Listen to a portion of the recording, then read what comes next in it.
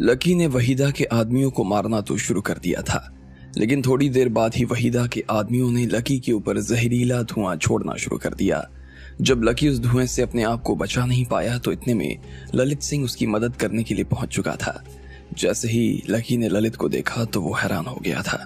इधर वहीदा भी उसे देखकर हैरान हो गई और उससे लकी और उसके रिश्ते के बारे में पूछ रही थी। इस बात से तुम्हारा कोई लेना देना नहीं होना चाहिए कि ये मेरा कौन है और मैं इसका कौन हूं। अब चुपचाप यहां से चली जाओ, वरना जो हाल तुम्हारे लोगों का किया है वही मैं तुम्हारा भी कर सकता हूं, ललित सिंह ने कहा। वहीदा ने जब उसके मुंह से ये सब सुना तो उसे ऐसा लगा कि ललित कुछ बड़ी चीज छुपाने की कोशिश कर रहा था, लेकिन वो भी बिना सच जाने यहाँ से जाना नहीं चाहती थी। ऐसे में वो वहीं खड़ी हो गई और उसकी तरफ देखने लगी। समझ में नहीं आ रहा है क्या कि मैं क्या कह रहा हूँ? ललित सिंह ने पूछा। वहीदा उसकी तरफ देखकर मुस्कुराई और सीधा उसकी दिशा में आगे बढ़ने लगी। उसने अपना खंजर निकाला। उधर ललित सिंह भी अलर्ट हो गया। फिर अचानक से वहीदा तेजी से लकी की तरफ भागी और उसके ऊपर उछलकर वार करने वाली थी, लेकिन इतने में ललित सिंह भी कूदते हुए बीच में आया और उसने वहीदा का वो हाथ काट दिया जिसमें उसने खंजर थामा हुआ था। वहीदा जोर से चिल्लाई और अपने लटके हुए हाथ को पकड़कर खड़ी हो गई। इतने में ललित सिंह ने अब की बार तलवार को नीचे से ऊपर की तरफ चलाया और वहीदा के थोड़े से लटके हुए हाथ को भी उसकी जड़ से अलग कर दिया। ललित सिंह की आंखों में वहीदा का खून साफ नजर आ रहा था। वहीदा खुद भी उसे देखकर घबरा गई थी। लकी ने भी जब ये सब होते हुए देखा तो वो हैरान हो गया।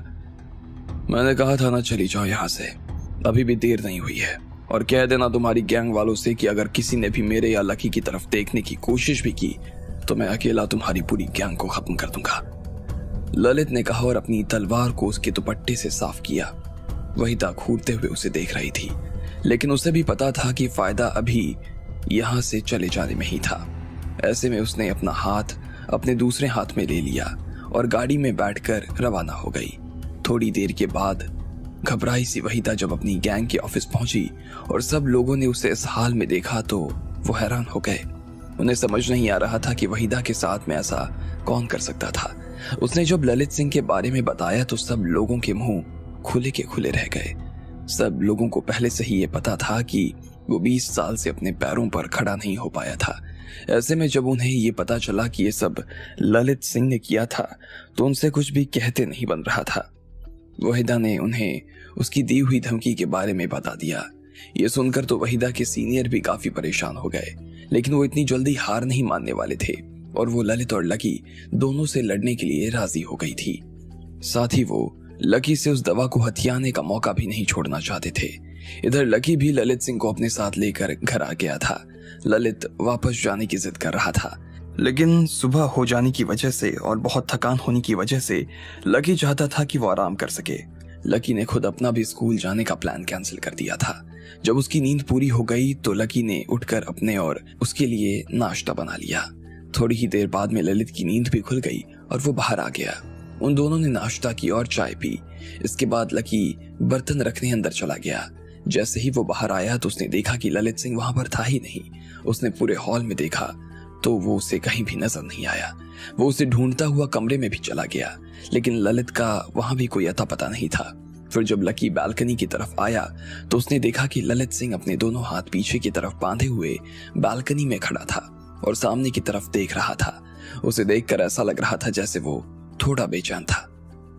ललित अंकल, आप चाहें तो थोड़ी देर और आराम कर सकते हैं, लकी ने बहुत ही आदर के साथ कहा।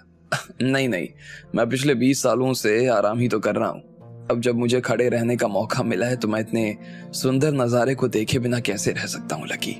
आराम करने से ज्यादा मजेदार तो ये है। ललित सिंह की आवाज वहां के कंपाउंड में गूंज रही थी। ऐसे में नीचे से गुजरते हुए टीचर्स को वो आवाज सुनाई दे गई और उन्होंने लकी को हेलो किया। लकी ने भी पलटकर मुस्कुराते हुए उन्हें हेलो किया, लेकिन ललित सिंह के चेहरे पर उनकी ग्रीटिंग के बदले में कोई भाव नजर नहीं आ रहा था। वो थोड़ा परेशान लग रहा था। फिर जब उसने लकी के चेहरे की मुस्कान देखी तो अचानक उसे लकी के ऊपर गर्व महसूस होना शुरू हो गया और वो भी मुस्कुरा दिया। जिंदगी का कोई भरोसा नहीं है लकी। आज जो तुम्हें सलाम कर रहा है कल वो तुम्हें गाली भी दे सकता है। मैं तो इतने सालों से यही समझाऊं कि जिंदगी को कितना भी समझने की कोशिश करो लेकिन वो समझ में नहीं आती है। अगर उसे समझना है तो उसे जी कर ही समझा जा सकता है। ललित सिंह ने कहा और मुस्कुराकर लकी की तरफ देखने लगा। लकी उसके दर्द को पूरी तरीके से महसूस कर पा रहा था और उसने अपनी तरफ से कहा, अंकल, आपकी जिंदगी और बाकी लोगों की जिंदगी में बहुत अंतर है। बहुत से लोग तो सिर्फ इसी सवाल का जवाब ढूंढने में जिंदगी निकाल देते हैं कि जिंदगी क्या है, लेकिन आपने ये बताया उन्हें कि जिंदगी क्या है। सच में आप में और उन लोगों में कोई तुलना ही नहीं की जा सकती, लकी ने कहा। ललित सिंह उसकी बात सुनकर मुस्कुरा दिया और फिर सामने देखने लगा। इतने में उसे कुछ याद आया और उसने फिर लकी की तरफ देखते हुए कहा, अच्छा लकी, मैं तुमसे कुछ बात करना चाहता था, कर सकता हूँ क्या? जैसे ही लकी ने उसके मुंह से ये सवाल सुना तो वो हक्का बक्का रह गया। उसका मन उसे सीधे उस दिन मंदिर में आते हुए उन दोनों के बीच में जो बात हुई थी उसकी तरफ ले गया था। उसे लग रहा था कि वो फिर से उसके माँ बाप के बारे में बात करने वाला था और लकी उसके बारे में कोई बात नहीं करना चाहता था। पहले ही इस चीज से वो परेशान हो गया था, अब और नहीं होना चाहता था। ऐसे में वो थोड़ा सा हिचकिचाया, लेकिन जिस तरह से ललित की आंखें उसे देख रही थी, लकी ने आखिरकार हाँ कर दिया। मैंने सुना है कि डॉक्टर साहब का क्लिनिक आजकल तुम संभाल रहे हो, ललित सिंह ने पूछा। ये सुनते ही लकी ने पहले तो एक गहरी सांस ली और फिर हाँ में सिर हिला दिया। तो क्या मैं तुम्हारे साथ उस कॉटेज में काम कर सकता हूँ? क्या तुम मुझे वहां ले सकते हो? मैं ये सब इसलिए नहीं करना चाहता हूँ क्योंकि मैंने तुम्हारी जान बचाई है, लेकिन बात यह है कि मैं अपने फार्म हाउस पर बहुत अकेला महसूस करने लगा हूँ। पहले तो चल फिर नहीं पाता था तो अकेले रहने के अलावा और कोई चारा नहीं था, लेकिन अब जब से चलने लगा हूँ लकी तो पैर रुकने का नाम ही नहीं ले रहे। ऐसे में क्या तुम मुझे वहां पर कोई काम दे सकते हो क्या? जैसे ही ललित सिंह के मुंह से लकी ने यह सुना तो वो हैरान हो गया। ललित सिंह की उम्र 40 साल के आसपास थी और लकी ने अपनी जिंदगी में सिर्फ उसे लड़ाई करते ही देखा था। इसके अलावा उसे इस बात का कोई अंदाजा नहीं था कि वो क्या कर सकता था और क्या नहीं कर सकता था। ऐसे में लकी उसे काम कैसे दे सकता था? उसकी ये दुविधा ललित सिंह भी समझ गया था और उसने कहा, अरे तुम चिंता मत करो, मैं कोई भी काम करने के लिए तैयार हूँ। तुम कहोगे तो मैं फर्श का झाड़ू पोछा भी कर दूंगा। मुझे चाय बनानी भी आती है, मैं चाय बना दूंगा, पानी पिला दूंगा या दरवाजे पर गार्ड बनकर बैठ जाऊंगा। मैं कोई भी काम करने के लिए तैयार हूँ लकी, और मैं इस चीज के लिए तुमसे पैसे भी नहीं लेना चाहता। बस मेरे रहने और खाने का अगर हो सके तो देख लेना, वरना वो भी मैं अपने हिसाब से देख लूंगा। ललित की बात सुनकर लकी को विश्वास नहीं हो रहा था कि ये ललित ही बात कर रहा था। उसे समझ नहीं आ रहा था कि ऐसी क्या बात थी कि वो कॉटेज में काम करना चाहता था। वो अपने इलाके का इतना बड़ा आदमी था कि उसका इलाज करने के लिए पूरे देश के डॉक्टर्स आकर खड़े हो गए थे। लकी ने तो ये सब खुद अपनी आंखों से देखा था और इस चीज को वो भुला नहीं सकता था। इतने में इतना बड़ा आदमी इतना छोटा काम कैसे कर सकता था? क्या बात है, तुम मुझे अपने साथ नहीं रखना चाहते हो क्या? जब ललित सिंह ने देखा कि लकी थोड़ा कंफ्यूज नजर आ रहा था तो उसने मुस्कुराते हुए पूछ लिया, अरे नहीं नहीं नहीं, ऐसी बात नहीं अंकल, आप तो कॉटेज में क्या मेरे घर में भी रह सकते हैं। मैं कौन होता हूँ आपको मना करने वाला, लेकिन मुझे समझ नहीं आ रहा कि आप मेरे साथ ऐसे रहना क्यों चाहते हैं। अच्छा देखो, बात सीधी सी है, मैं पिछले 20 सालों से बिस्तर में लेटा हुआ हूँ। मेरी पूरी जिंदगी का स्वाद ही खत्म हो गया था। मैं दोबारा उस स्वाद को पाना चाहता हूँ। मैं काम करना चाहता हूँ और अच्छा महसूस करना चाहता हूँ लकी, ललित सिंह ने कहा। लकी अभी भी अपना मन नहीं बना पा रहा था। जब ललित ने उसे इस हाल में देखा तो कहा, कहीं ऐसा तो नहीं कि तुम्हें इसलिए डर लग रहा हो क्योंकि मेरे बहुत सारे दुश्मन हैं और कल को अगर मैं तुम्हारे साथ रहने लगूंगा तो मेरे दुश्मन आकर तुम्हें भी परेशान करना शुरू कर देंगे, यही कारण है क्या? अगर हो सके तो मुझे बता दो बेटा, मैं भी यहाँ से चला जाऊंगा। अरे अंकल, आप कैसी बातें कर रहे हैं? आप मेरे गुरु जैसे हैं। मैं आपसे परेशान होने के बारे में तो सपने में भी नहीं सोच सकता हूँ। और हाँ, आपको जब तक कॉटेज में रुकना है आप रुक सकते हैं। आप जो काम करना चाहो वो कर सकते हैं। वैसे मैं तो चाहता हूँ कि आप हमारा मेडिसिन का काउंटर संभाल लो। अगर आपको वो काम अच्छा लगता है तो ठीक है, वरना हम आपके लिए कुछ और भी देख सकते हैं, लकी ने मुस्कुराते हुए कहा। शाबाश, बहुत अच्छे बेटा, ललित ने कहा और लकी से हाथ मिला लिया।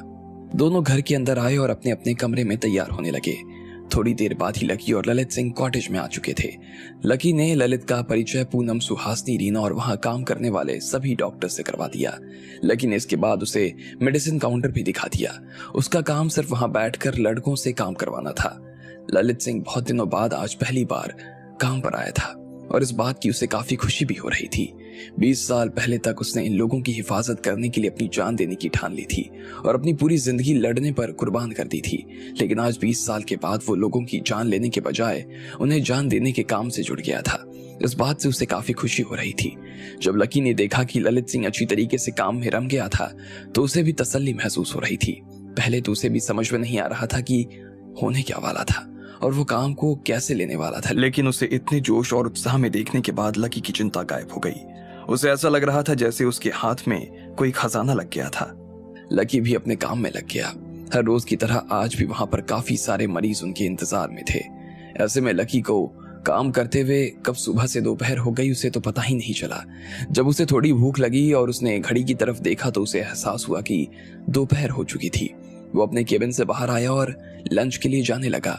उसने काउंटर पर भीड़ से घिरे ललित को भी जब लंच के लिए बुलाया तो उसने मना कर दिया। वो काम में इतना मग्न था कि खाना भी नहीं खाना चाहता था। लकी हैरान हो गया था, आखिर क्यों ललित सिंह यहाँ काम करने आया था? इसके पीछे क्या राज था? आपको क्या लगता है, क्या होंगे इन सभी सवालों के जवाब? कमेंट बॉक्स में कमेंट करके हमें जरूर बताएं। और सभी सवालों के जवाब को जानने के लिए सुनते रहिए इंस्टा मिलीनियर सिर्फ पॉकेट एफएम पर।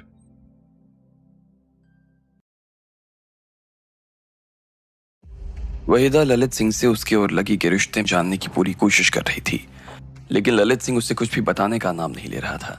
ऐसे में जब उसने जबरदस्ती करने की कोशिश की तो ललित सिंह ने उसका हाथ काट कर उसे वहां से भगा दिया।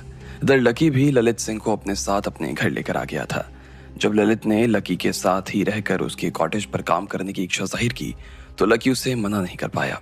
ललित पहले ही दिन काम में इतना मग्न हो गया कि वो खाना खाने भी नहीं आ रहा था। जब लकी ने उसे इस रूप में देखा तो उसके मन में ललित सिंह के लिए प्यार और ज्यादा बढ़ गया। सच में वो काफी वफादारी और प्यार के साथ में मरीजों की सेवा का काम कर रहा था। सब लोग ललित सिंह से काफी खुश नजर आ रहे थे। दोपहर में खाना खाने के बाद जब लकी ने देखा कि बहुत ज्यादा मरीज नहीं बचे थे तो उसने उन लोगों को बाकी डॉक्टर्स के पास भेज दिया और खुद अपनी जगह से खड़ा होकर बाहर आ गया। उसे अपनी परीक्षा की पढ़ाई भी करनी थी और इसलिए वो कॉटेज के अपने कमरे में आकर पढ़ाई करने बैठ गया। लेकिन जैसे ही वो किताब खोलकर बैठ पाता कि इतने में उसे क्लिनिक के बाहर किसी गाड़ी के जोर से रुकने की आवाज आई। आवाज सुनकर ऐसा लगा जैसे किसी ने बहुत गुस्से में गाड़ी के ब्रेक लगाए थे। उसमें से एक आदमी नीचे उतरा जिसकी उम्र 50 साल के आसपास नजर आ रही थी। उसके हाथ में एक गिफ्ट बॉक्स था और वो मुस्कुराते हुए कॉटेज में बढ़ता जा रहा था। लकी भी गाड़ी की आवाज सुनकर नीचे आ गया और उसने उस आदमी को देख लिया। उसे देखकर ऐसा नहीं लग रहा था कि वो यहाँ अपना इलाज करवाने आया था और उसके हाथ में जिस तरह का बॉक्स था लकी को उसके ऊपर शक होने लगा। डॉक्टर लकी कौन है? मैं उनसे मिलना चाहता हूँ। उस आदमी ने अपने चेहरे पर एक बहुत बड़ी मुस्कान रखते हुए कहा। आप कौन? लकी ने एक कदम आगे आते हुए कहा। मेरा नाम चंदेल सिंह है। मुझे खबर मिली थी कि कल आपको वहीदा ने काफी परेशान कर दिया। उसने आपके साथ में बदतमीजी भी की। ऐसे में उसकी तरफ से मैं यहाँ आपसे माफी मांगने आया हूँ और साथ में कुछ गिफ्ट्स भी लाया हूँ। चंदेल सिंह ने कहा और तोहफे को टेबल पर रख दिया। प्लीज इसे एक्सेप्ट करें डॉक्टर लकी, उसने बड़े प्यार से कहा। लकी को समझ नहीं आ रहा था कि वहीदा के रंग इतनी जल्दी कैसे बदल गए। ललित सिंह ने उसका हाथ काटकर उसे वहां से भेजा था और बदला लेने के बजाय वो उससे माफी मांगने की बात कर रही थी। लकी को तो ये बात समझ ही में नहीं आई, लेकिन उसके सामने खड़ा आदमी जो उसे तोहफा दे रहा था उसे लेने से भी वो मना नहीं कर सकता था। लकी ने उस डब्बे में देखा कि उस डब्बे में बहुत सारे फूल रखे हुए थे और उसमें से एक ग्रीन का फूल भी था। वो काफी बड़ा था और उसकी खुशबू भी काफी तेज थी। लकी को यहाँ कुछ लोगों के इलाज के लिए उस फूल की जरूरत भी थी। लकी को तो तोहफा अच्छा लगा, लेकिन ललित सिंह को आदमी अच्छा नहीं लग रहा था। वो जितनी देर तक वहां खड़ा था ललित सिंह का उतना ही शक उसके ऊपर गहराता जा रहा था। लकी ने ललित सिंह की आंखों में देखा और डब्बे का ढक्कन बंद कर दिया। माफ करना, लेकिन मैं आपसे ये तोहफा नहीं ले सकता हूँ। जो कुछ भी हुआ उसके लिए मैं आपसे माफी चाहता हूँ और उनकी माफी को स्वीकार भी करता हूँ, लेकिन फिर भी मैं उसके बदले में इतना महंगा तोहफा नहीं ले सकता। बाकी आप अगर कुछ कहना चाहते हैं तो कह सकते हैं, लकी ने कहा और अपने हाथ पीछे खींच लिए। क्या बात है लकी जी, आप तो बहुत ही खुशमिजाज और बड़े दिल वाले निकले। मुझे आपसे मिलकर सच में बहुत अच्छा लगा। चंदेल के चेहरे पर एक बड़ी मुस्कान उभर आई थी। लकी को पहले ही पता था कि ललित सिंह ने वहीदा को लड़ने के लिए धमकी दी थी और ऐसे में वो उसकी तरफ से कोई तोहफा नहीं ले सकता था। वो बस शांति से बात करके इस मसले को खत्म कर देना चाहता था। वैसे लकी जी, मैं यहाँ वहीदा जी की तरफ से माफी मांगने आया हूँ। वो हमारी गैंग की सबसे पुरानी मेंबर्स में से एक हैं। कह सकते हैं कि हम लोग एक ही परिवार ही हैं। इतने सालों से एक दूसरे के साथ रहने के बाद हम लोगों के बीच में कोई फर्क नहीं रह गया है। मैं वहीदा को बचपन से जानता हूँ लकी जी। वो काफी बिगड़ी हुई बच्ची थी और अभी भी वैसे ही है। उससे किसी चीज में ना सब्र नहीं होता, इसलिए हमने भी उसे खूब डांटा और फिर बंद कर दिया। मैं सच में माफ़ी मांगना चाहता हूँ आपसे, और आप जब तक ये ग्रीम का फूल नहीं लेंगे ना, तब तक मैं मानूंगा ही नहीं ना कि आपने मुझे माफ़ कर दिया है। ये फूल बहुत अच्छा फूल है, मैंने हिमाचल से खास आपके लिए मंगवाया है, आपको तो इसका फ़ायदा भी पता होगा लकी जी, चंदेल ने कहा, और लकी के सामने अपने दोनों हाथ बांध कर खड़ा हो गया।